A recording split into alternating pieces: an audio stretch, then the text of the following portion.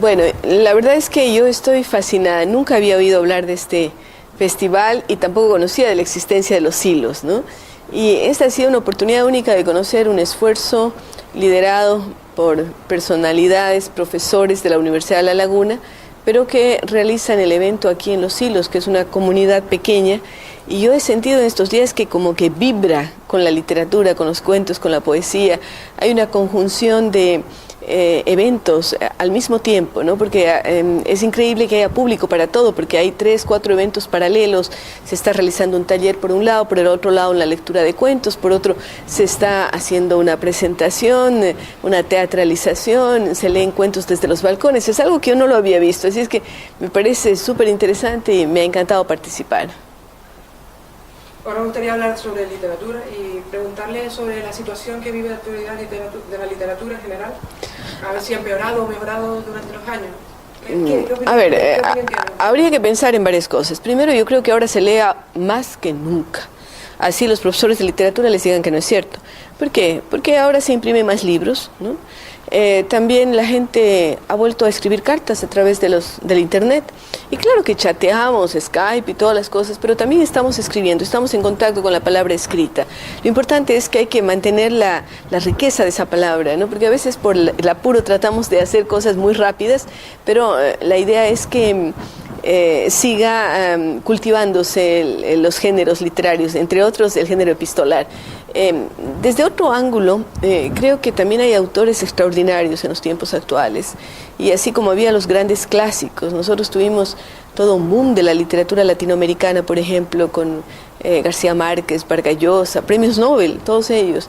Pero yo diría que ahora hay un boom de mujeres, no solamente en América Latina, pero aquí en España, pues hay varias mujeres, la propia Rosa Montero, periodista y novelista, pero tenemos Isabel Allende, Marcela Serrano, Elena Poniatowska, Laura Esquivel, en fin, una cantidad enorme de personas, de mujeres en este caso, escribiendo. Entonces yo diría que estamos asistiendo a un boom de ese tipo. Pero también encuentro que los chicos ahora no tienen miedo a leer libros gordos, ¿sí?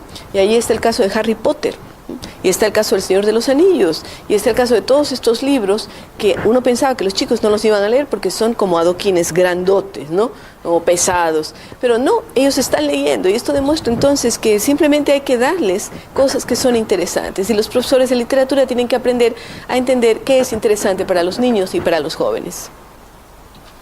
Ahora yo voy a entrar más en el tema político, pero también refiriéndome también un poco a su literatura.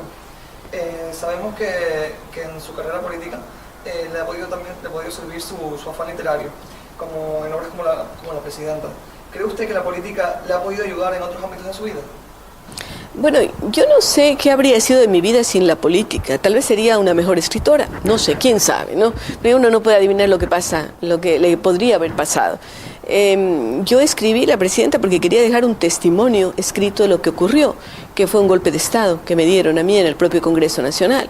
Y por otro lado, yo desde antes escribía, antes de estar en la política ya hacía literatura. Más bien tal vez la política le ha quitado tiempo a la literatura, y debo decir que también a veces el periodismo, porque la inmediatez de querer estar al día, de escribir artículos. Yo escribo todos los días para la prensa, hago un programa de televisión, tengo un programa de radio, en fin, escribo artículos editoriales para revistas, etcétera. Entonces, yo diría que como tengo esa carga fuerte de escribir, porque siempre estoy escribiendo, finalmente le dedico menos tiempo a la literatura de lo que querría. Yo espero enmendar esto, y tal vez la experiencia de Los Hilos me sirva para recapacitar un poco en la maravilla que me estoy perdiendo. Bueno, su obra más conocida, por lo menos de la que más hemos oído hablar, es la titulada Jerónimo, pero también dispone de una mayor variedad de historial literario, con libros como Gente, 5 poemas o El secreto de la princesa. ¿Cuál es para usted su mejor obra y con cuál de ellas se quedó usted más satisfecha? A ver, eso sería como ponerme a escoger entre mis hijos, ¿no? Me diría, este me gusta porque es el mayor, este otro porque salió primero, esta otra porque es mujer. Bueno, me gustan todos. Yo estoy contenta con lo que he escrito. Creo que uno tiene que seguir superando siempre, pero por supuesto tengo más afinidad con la obra que tú mencionaste, Jerónimo, porque es una obra que sale de mi corazón, porque es un testimonio sobre un hijo mío con síndrome de Down que muere muy pequeño, y esto a uno le marca. Primero, el hecho de tener un hijo especial, pero también la situación que vive mi familia cuando mi hijo ya no está, es algo que me marca la vida entera. Yo soy preocupada siempre por el tema de la educación especial. Siento que las cosas que a veces uno considera importantes no lo son tanto frente a un drama que uno puede vivir en la propia familia. Entonces, desde luego, es el libro que lo siento más cercano y es el que se ha leído más y el que ha sido traducido, ha sido impreso, ha sido editado en varias oportunidades y por supuesto, me siento más vinculada. Pero ahora estoy escribiendo poesía, espero que el próximo año tener publicado un volumen de poesía. Estoy vinculada con la literatura infantil, nunca pensé escribir para niños, pero ahora estoy escribiendo y me siento contentísima. Yo soy Joel y quería preguntarle acerca de, hoy en estos días estaba de renombre la muerte de Nelson Mandela, una persona en el mundo de la educación fue muy importante, y como usted fue ministro de Educación en Ecuador, quería saber si usted opina como él en que la educación podría destruir grandes problemas que existen hoy en día. Estoy totalmente convencida. Primero debo decir que creo que como todo el planeta, la muerte de un líder de la calidad humana de Nelson Mandela. Yo recuerdo, y me imagino que ustedes vieron también la película Invictus, ¿no? Que a uno le marca con ese discurso al final, ese poema, ¿no? que se lanza, que es maravilloso, es un credo de fe en la humanidad, ¿no? En él mismo y en los valores. Yo creo que el tema de los valores es algo que sí tenemos que recuperarlo.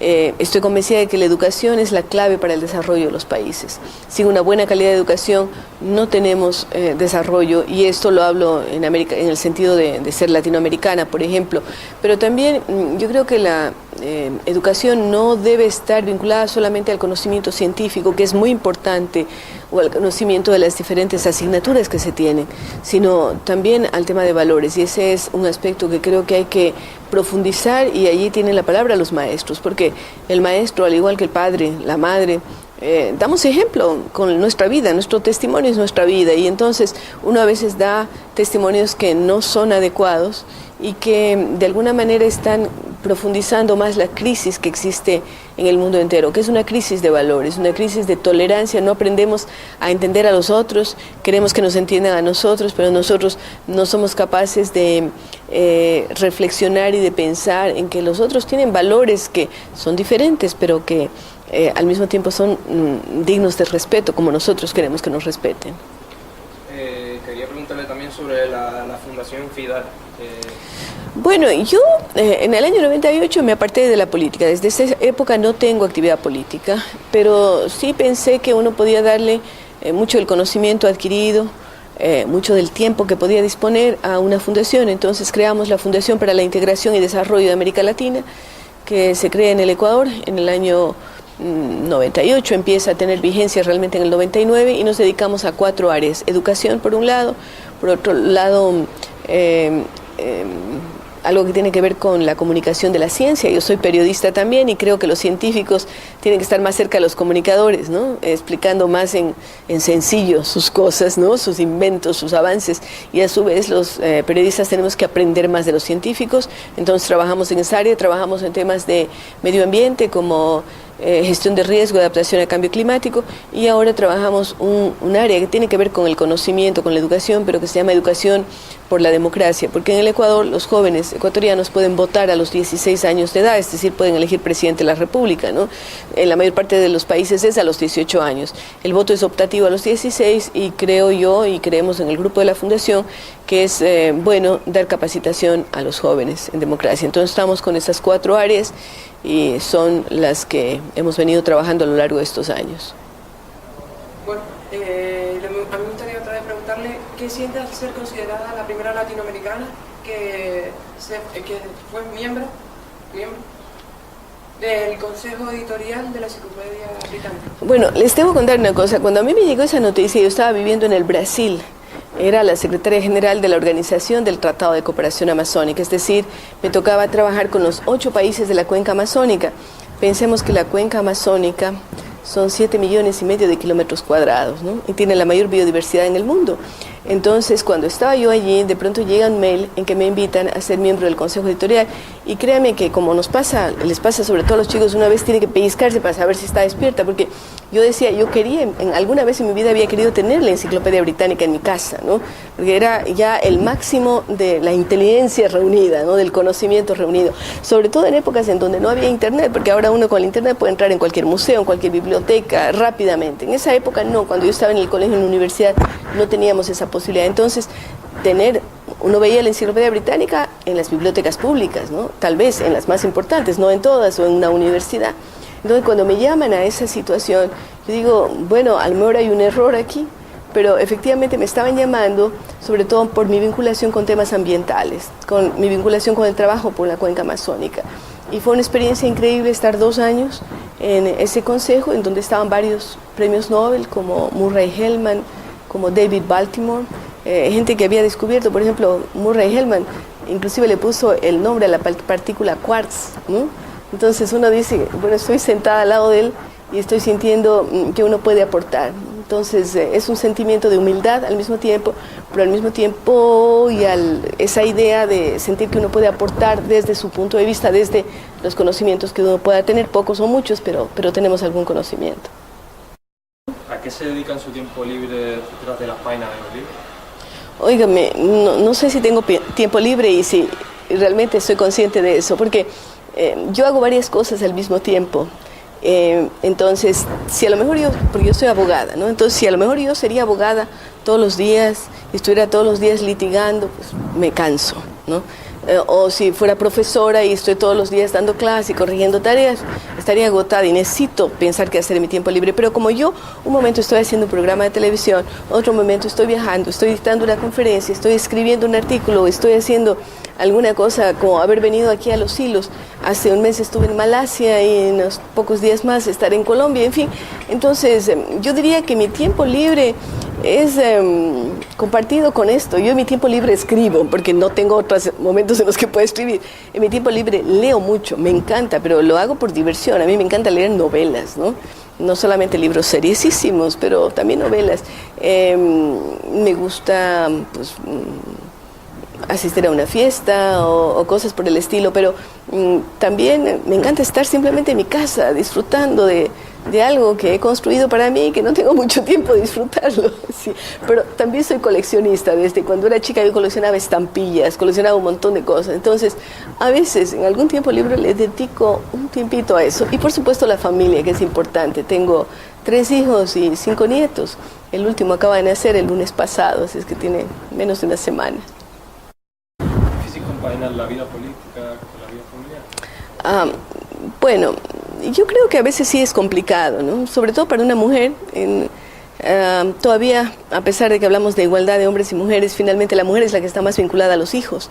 Y esto trae consigo una serie de obligaciones. Pero yo diría que hemos podido hacerlo y que yo me siento orgullosa de haber sido, en mi caso, pionera en mi país y en varios países de América Latina en actividades que han sido tradicionalmente ocupadas por hombres, por varones. Yo me acuerdo que alguna vez en mi casa, mi hijo, que estaba pequeño en esa época, tenía un par de años, preguntaba al papá si los hombres también podían ser gerentes, ¿no? Porque en ese caso él era el profesor y yo era la gerente de un periódico. Entonces para él lo normalísimo era que la mamá sea la gerente, no el papá. Y él pensaba que tal vez los hombres no podían serlo, ¿no? Entonces vean ustedes el papel que tiene la educación y el ejemplo, ¿no? Entonces estas situaciones que aparecen como esporádicas, como raras, de pronto se asumen como algo que es lo de la normalidad del día a día. Así es que yo creo que se pueden llevar bien varias actividades y tanto hombres como mujeres tenemos que aportar mucho. Yo creo que los hombres se han perdido, por ejemplo, mucho de la ternura de los hijos, la capacidad de estar más en contacto con temas que consideramos sociales, ¿no? Porque el hombre era el proveedor. Ahora las cosas han cambiado, entonces hombres y mujeres compartimos más tareas. Bueno, muchas gracias, Rosalía. Le agradecemos estos minutos que ha tenido de su tiempo y esperemos que tenga mucha suerte en su trabajo y en su Muchas gracias. Bueno, yo les deseo a ustedes mucho éxito también y espero que sean buenos periodistas. Porque los periodistas somos importantes. Yo creo que a veces se minimiza esa tarea del periodismo. Yo creo que el periodismo es una de las tareas que pone en contacto a la gente, en conocimiento. Claro que ahora se dice el Twitter, cualquiera manda un Twitter, pone en el Facebook y ya, pero eso no es periodismo, ¿no? Eso es una vivencia que tiene una persona. El periodista tiene que trabajar sobre sus textos, ¿no? Buscar las fuentes, apegarse a la verdad siempre, eso es lo que pensamos, ¿no? Entonces, la tarea está en manos de ustedes y espero que sean muy buenos periodistas. Bueno, y gracias. Muchas gracias.